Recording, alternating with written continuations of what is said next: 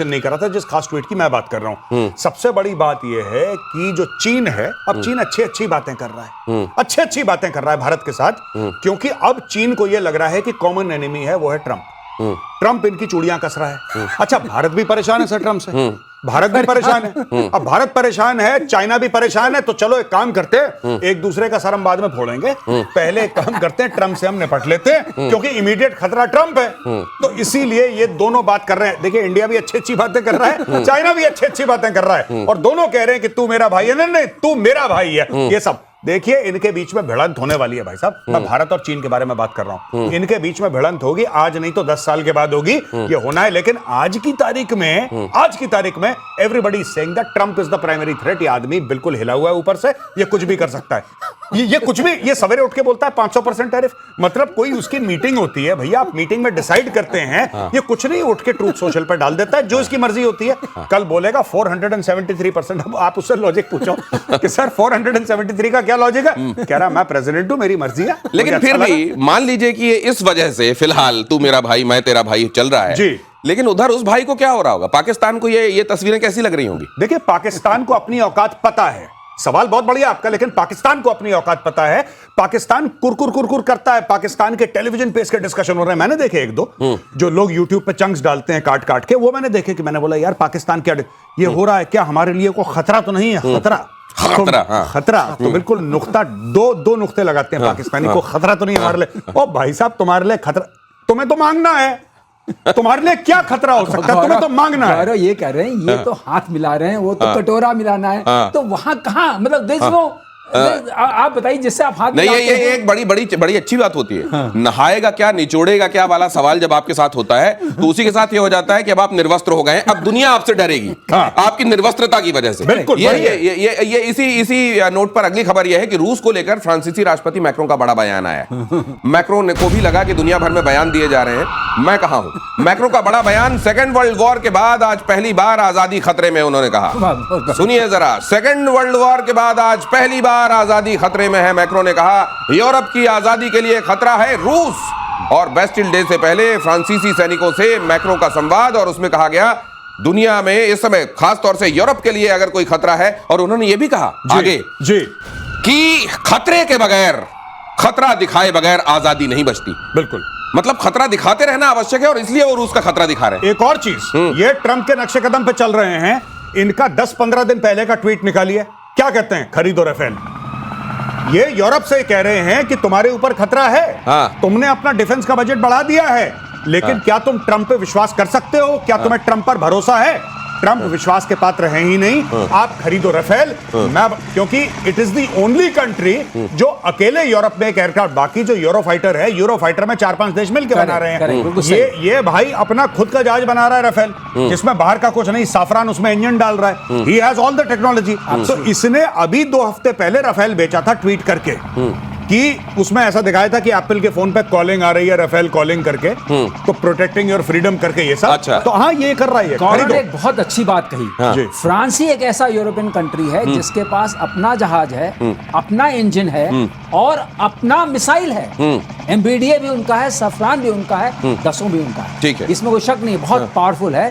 और जहां तक ये बात आ रही है, अगर सीरियस नोट पे रशिया ने हमेशा रिएक्शनरी, बिल्कुल, रशिया ने कब खतरा, रशिया कब यूरोप के लिए खतरा बना, और रशिया का वर्ल्ड वॉर 2 में 27 मिलियन सोल्जर्स मारे गए थे। अब बताइए, 27 मिलियन। उसके बाद ये कहा जा रहा है रूस यूक्रेन युद्ध के बारे में, रूस की साम्राज्यवादी नीतियां हैं, साइबर हाइब्रिड युद्ध का जमाना है, यूरोप की आत्मनिर्भरता पर फोकस करना होगा, परमाणु रणनीति बनानी होगी। ये इतना ज्यादा रूस का डर दिखाया गया, क्या ये वाकई रिवर्बरेट कर रहा होगा बाकी कंट्रीज वैसे रिलेट कर रही हैं? निकल गया, जब तक डर नहीं दिखाएंगे आजादी नहीं रहेगी, इसका मतलब माल नहीं बिकेगा। ये सारे के सारे जो है ट्रंप बता रहे थे गौरव। बिल्कुल।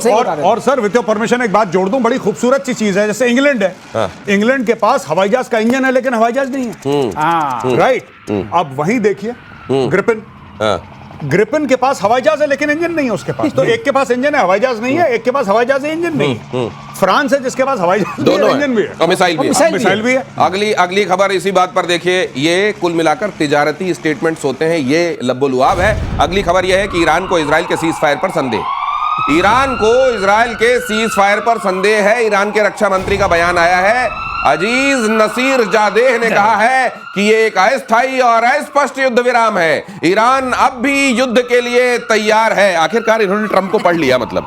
नहीं, ट्रंप की ये तो हर तीसरे दिन बयान देते हैं, हम छोड़ेंगे नहीं, हम मार देंगे, अगली बार तुमने करा तो फिर तुम देख लेना, यहां से मत आना, घूर के मत देखो। ये पता नहीं, अच्छा इजराइल के बारे में ये अच्छा लगता है मुझे, इजराइल बयान नहीं देता, अचानक एक दिन सवेरे आएगा कॉल, यहीं से ऑफिस से ही आएगा हमारे टाइम्स नाउ से, अरे सर बम मार दिया बम। बस इजराइल का ये है कि आपको पता लग जाता है, आप सो रहे होते हैं और 5 मिस्ड कॉल्स होते हैं, अरे भाई क्या हो गया, बम मार दिया बम। इजराइल का ये है।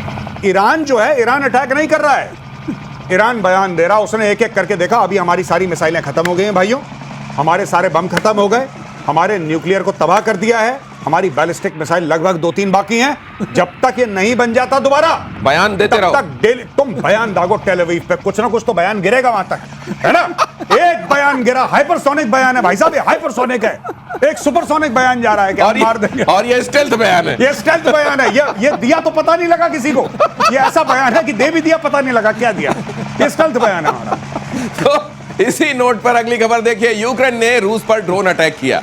वोरोनिश में यूक्रेन ने ड्रोन हमला किया, रूस ने 12 ड्रोन हवा में मार गिराए। हमले में 12 लोग घायल, 2 जख्मी। तो अभी जो हमारे एक्सपर्ट्स कह रहे थे कि ये अमेरिका को ये बोलते हैं कि देखिए क्या आप इतने अंदर जाकर हिंटरलैंड में रशिया के आप अटैक कर सकते हैं? नहीं कर सकते, मैं कर सकता हूं, मुझे हथियार दीजिए और ये लड़ाई चलाते रहिए, वरना मेरी कुर्सी खतरे में। ज़ेलेंस्की बगैर कहे, ये ब्रैकेट में लिखा हुआ है लेकिन ये कह देते हैं। लेकिन अब ये और उकसावे वाली कार्रवाई हो गई, उधर 50 दिन वाली बात हो गई है। कल रशिया की तरफ से मुझको लगता है कुछ भयानक आने वाला है। देखिए मैं आपको छोटी सी बात बताता हूं, ये इसकी मजबूरी है, ये ना चाहते हुए भी इसको रूस को अटैक करना पड़ेगा, क्योंकि आपको प्रूफ ऑफ कॉन्सेप्ट देना है ना, जो आपके स्पॉन्सर हैं, आपको ये तो बताना है कि सर मैं कुछ कर रहा हूं, वरना कहेंगे यार उस खिलाड़ी को आप कौन सी चीज आप दे देंगे, कौन सी फैसिलिटी दे देंगे जिसको सिर्फ मार पड़ती है, जो सिर्फ हारता है, कभी कभी तो 10 में से 2 पंच वो भी थ्रो करे। तो अब इसकी मजबूरी है, ये ड्रोन भेजेगा, मिसाइल भेजेगा, कुछ मारने की कोशिश करेगा। अब इसको उम्मीद जागती है कि कोई ना कोई, अब इसने क्या, ट्रंप ने क्या शुरू करा है, ट्रंप कहता है कि मैं डायरेक्टली हथियार नहीं दूंगा,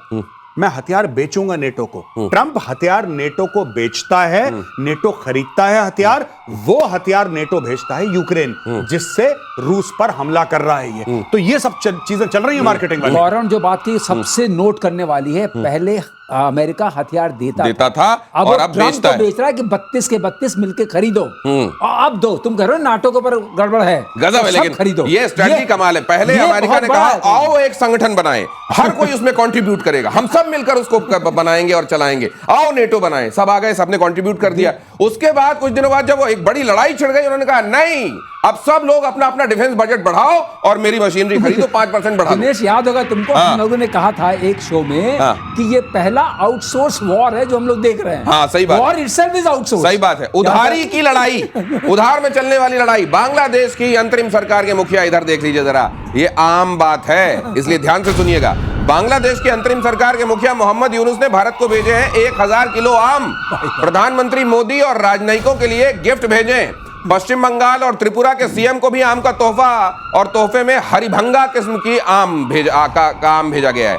भारत के साथ रिश्तों को बेहतर बनाने की कोशिश। एक तो ये हरिभंगा पता नहीं किस तरह का नाम इन्होंने रखा है, और हमारे यहाँ इतनी सारी वैरायटी होती है कि आई एम श्योर कि ये पक्का यहाँ बांग्लादेशी डिटेन करके जहां रखे गए होंगे ना, वहां ये आम भेज दिया जाएगा। कम से कम हमारे पीएम तो नहीं खाने वाले इसको। लेकिन ये कहना क्या चाहते हैं? आम, अरे काम अच्छे कर लो यार, आम क्यों भेज रहे हो? आम क्यों भेजे इन्होंने? आम इन्होंने इसलिए भेजने हैं क्योंकि अब ये चारों तरफ से फंस गया है। देखिए साफ सीधी बात है, फिर मैं कहता हूं जब आप कंफ्यूज्ड हो जियोपॉलिटिक्स में, सबसे पहले नक्शा देखो, ठीक है। बांग्लादेश के 2 नेबर हैं, एक म्यांमार जिसके साथ इतनी छोटा सा बॉर्डर है उसका, इतना सा ना के बराबर, और दूसरा भारत 4000 किलोमीटर से ज्यादा। आप भारत को उल्टा सीधा बोलिए, गालियां दीजिए, भारत को ये कर देंगे, मार देंगे, ये कर देंगे, मोदी अच्छा आदमी बुरा आदमी, आपको जो करना है करो, एंड में बिना भारत के आपके काम नहीं चलता, और जब नहीं चलता है काम तो भेजने पड़ते हैं आम। और ये दरभंगा का भंगा ले लेते हैं और हरदोई का हरी ले लेते हैं और अपने यहाँ आम का नाम बना लेते हैं, हरिभंगा। अरे यार नाम तो अच्छा रख लो। बहुत धन्यवाद सर, बहुत धन्यवाद आज प्रतिशोध में पधारने के लिए। Thank you so much.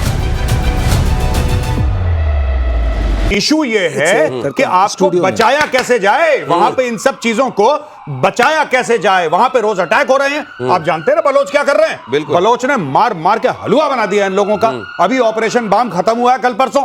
तो इन्होंने ये फोर्स इसलिए बनाई है, इसमें डालेंगे एक्स सर्विसमैन, इसमें डालेंगे और लोग, और मिली जुली एक फोर्स होगी। और आर्मी की इज्जत बचाने के लिए आपको कोई चाहिए ना जिसकी बेइज्जती हो। तो पाकिस्तान फौज को हटाएंगे वहां से।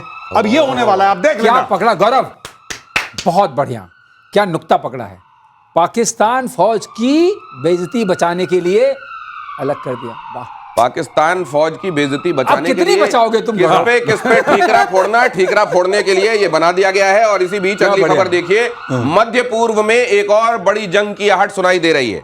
सीरिया पर इजराइल का बहुत बड़ा हमला, सीरियाई सैन्य टैंकों को निशाना बनाया गया। रूस धार्मिक अल्पसंख्यकों के पक्ष में इजराइल। अब यहां क्या हो सकता है? यहां पे देखिए, ये जो अहमद अल शरा है, ये अहमद अल शरा जो है, ये भाई जो था पहले इस्लामिक स्टेट और अलकायदा का टेररिस्ट था। ठीक है। इसके ऊपर 10-15 मिलियन की बाउंटी थी, जो कि यूनाइटेड स्टेट्स ऑफ अमेरिका ने बोला था कि जिंदा या मुर्दा इतने पैसे मिलेंगे।